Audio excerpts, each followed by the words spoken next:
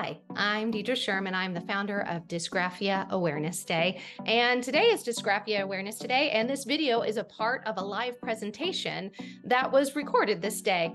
But I'm doing this video a little different than the other segments than we've had today because I want it to be a very shareable, easily shareable video.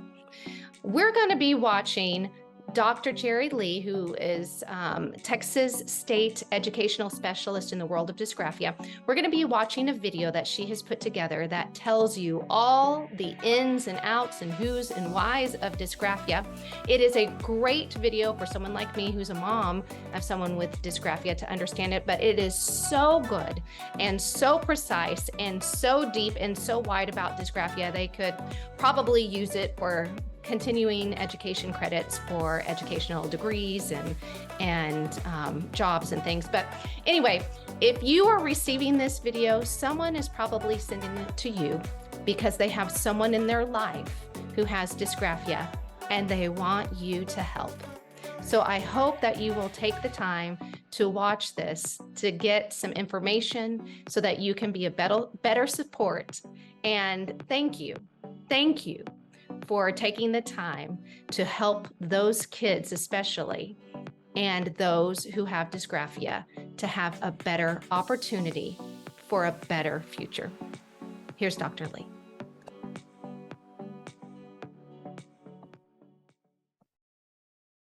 Hi, my name is Dr. Cherry Lee, and welcome to All About Dysgraphia Awareness.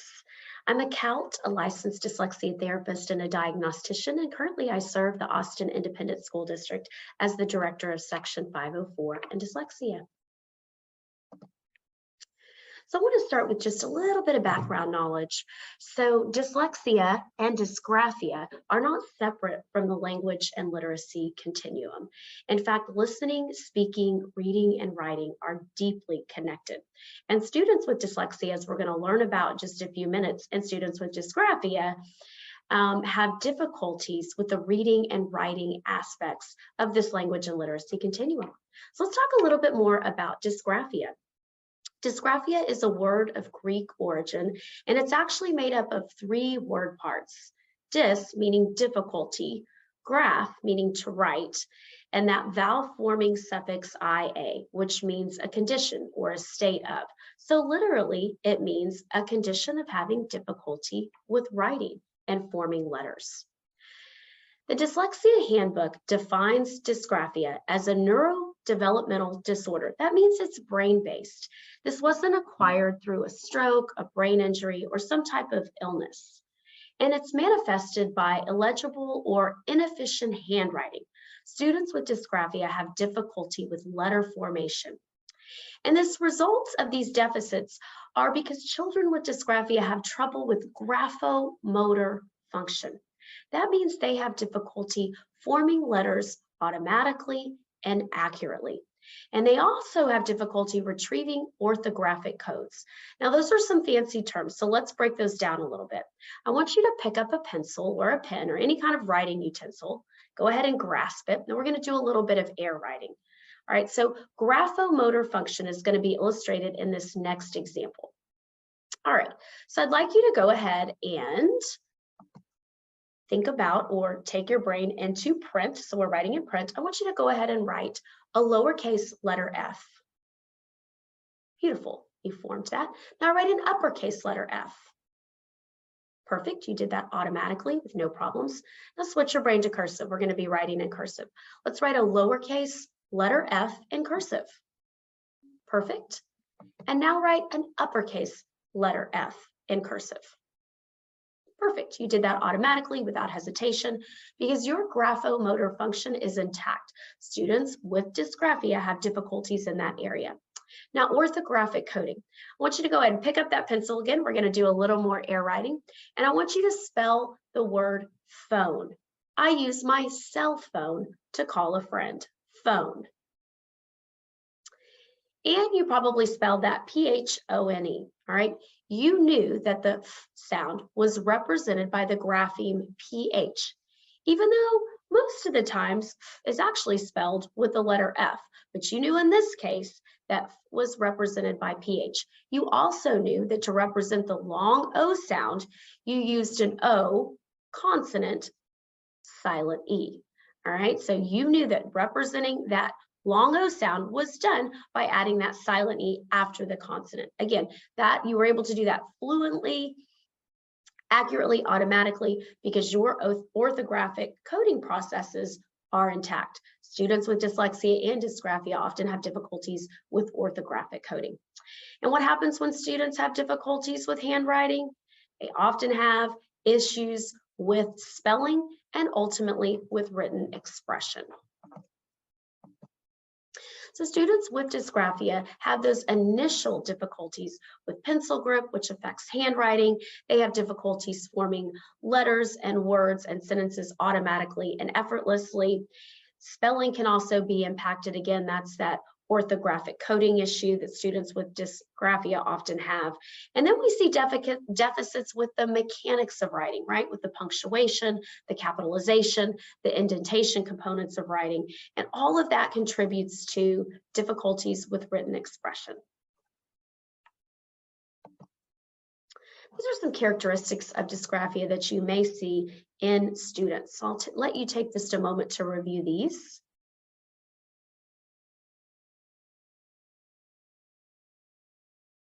And if you want to learn more about dysgraphia, you can also download the Texas Dyslexia Handbook, which was updated in 2021, and Chapter 5 is dedicated to dysgraphia.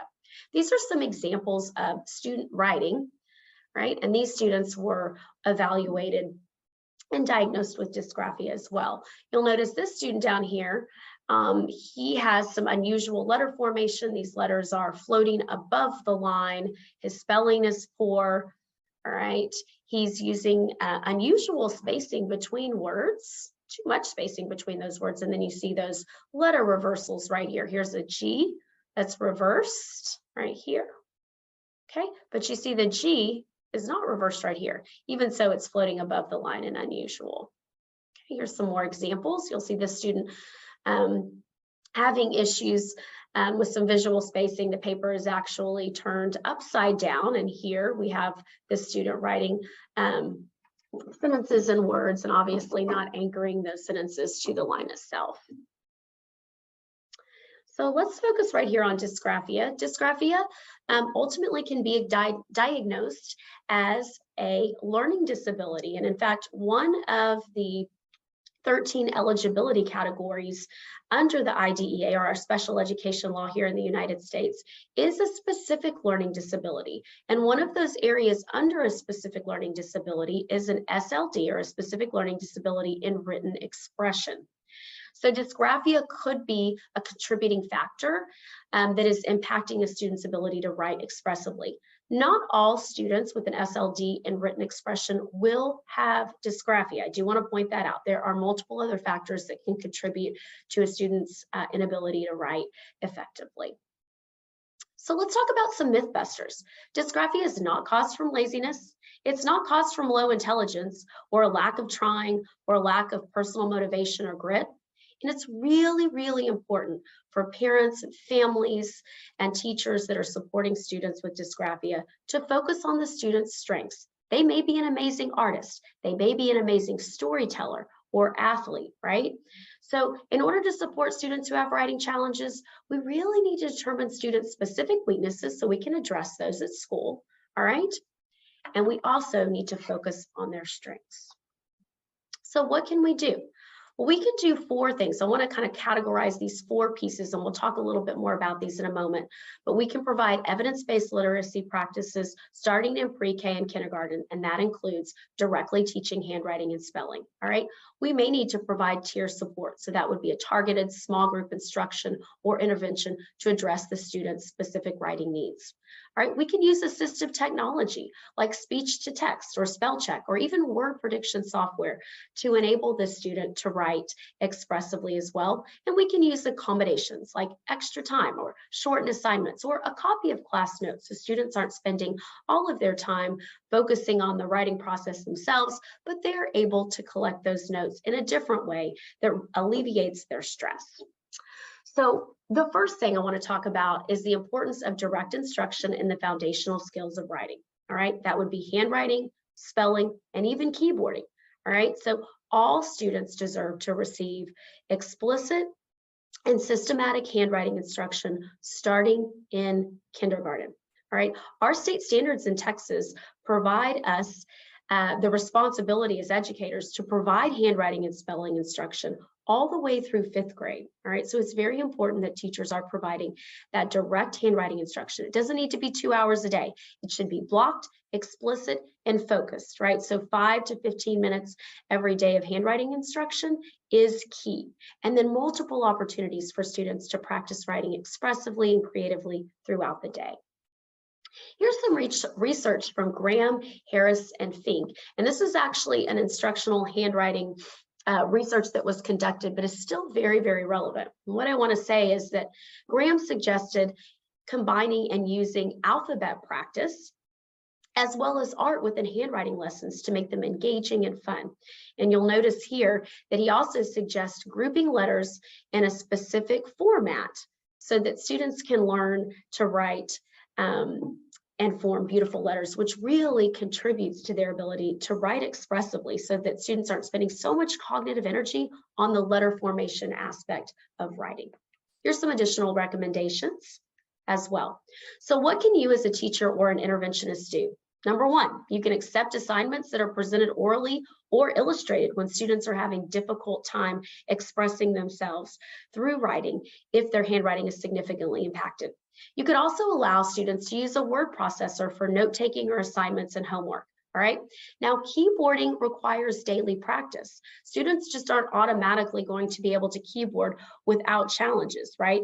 And what we know, research shows us, is that students with dysgraphia often have issues learning to keyboard, just like they had those early issues learning to write. So keyboarding practice is important. Also important is keyboarding instruction, right? So there are some fabulous programs, and we'll talk about those in just a moment. All right. For students that are experiencing challenges, you could consider speech to text applications. There's lots of these applications that are free. I personally like that Google dictation. It's fabulous. It's free. It's very easy for students to use. And it's very sophisticated and really picks up, for the most part, pretty accurately what students are saying. All right. Allow time for reflection after students write. If they're practicing handwriting, spelling, or composition activity, allow them to go back and select the letters that they formed really well, right? The sentences that they used correct grammar and that they used correct capitalization and punctuation. Allow students to go back and review what they've written. This builds metacognition, which is really important for students, that reflection time. What did I do well? What might I improve on the next time? These are some other ideas that teachers and interventionists can implement as well. Accept the briefest form of answers on assignments. Oftentimes you'll see students with dysgraphia having difficulty composing their thoughts because they're anxious or worried about getting them down onto paper in the first place.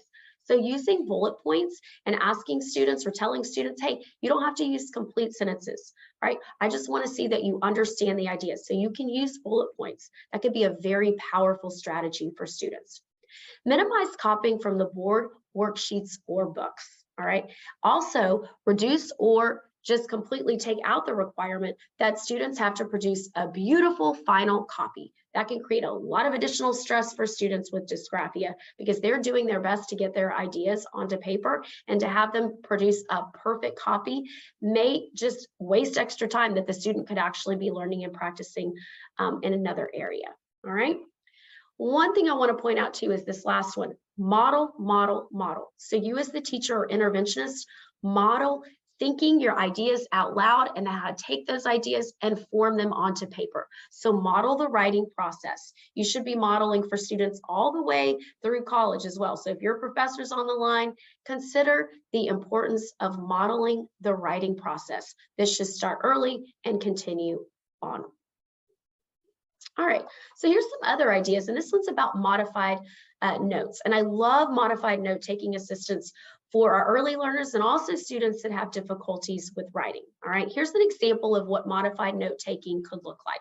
So here, a teacher has actually provided some word bank with words specific to what we want the student to learn. And really, the teacher has actually really summarized the main points of the lesson, and then is allowing the student to take the information that they have and show that they understand it by using these modified note-taking procedures. All right. You can also directly teach note-taking by using Cornell notes, T-charts, and also other type of graphic organizers like word webs. Here's some great information on Cornell notes right here. Not going to go too deeply into that, but here's a link for you to review.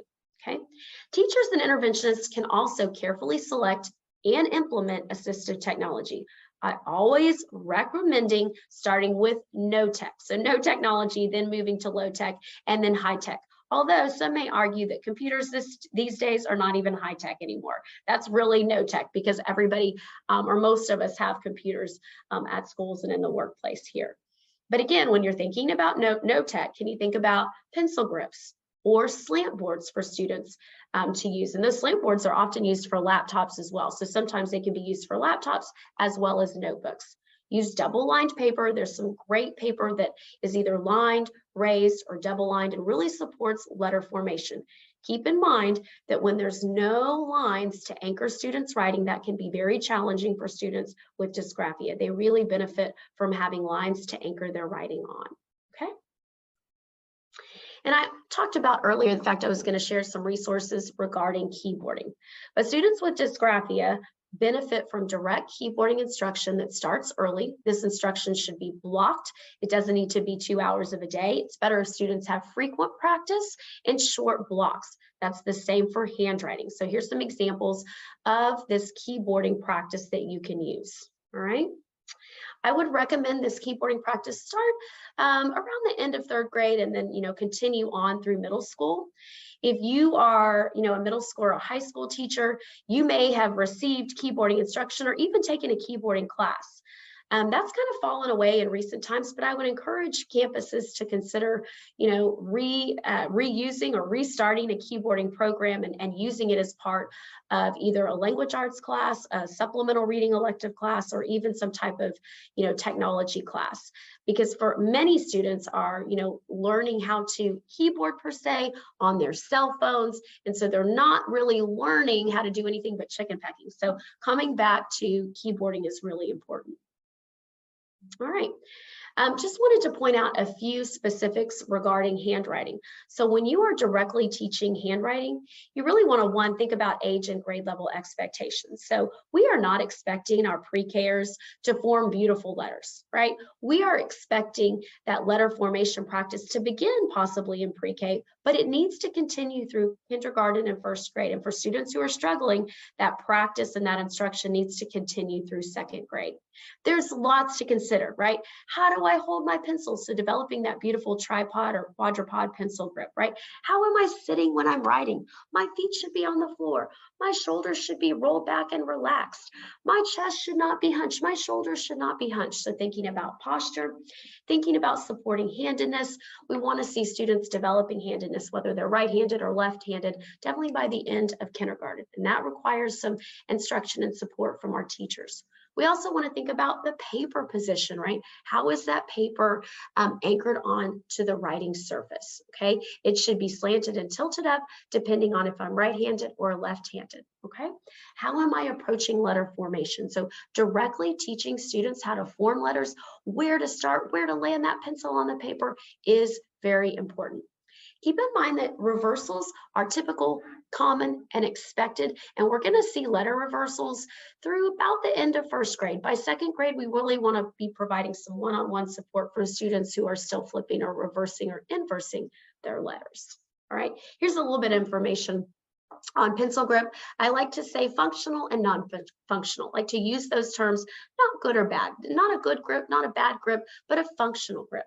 Here's some examples of that: dynamic tripod or quadrupod grip.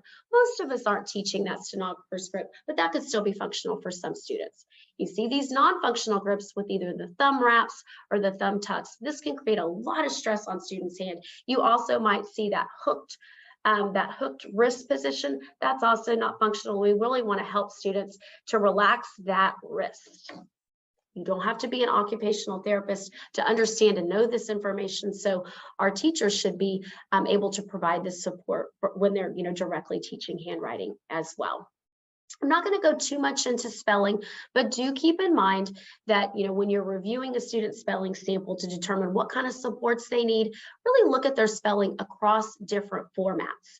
Is this isolated word work? Are these weekly assessments like spelling tests? I really encourage teachers to look at authentic writing, because that's going to be the best area for you to kind of dive deep and see when a student is writing expressively, what does their handwriting look like?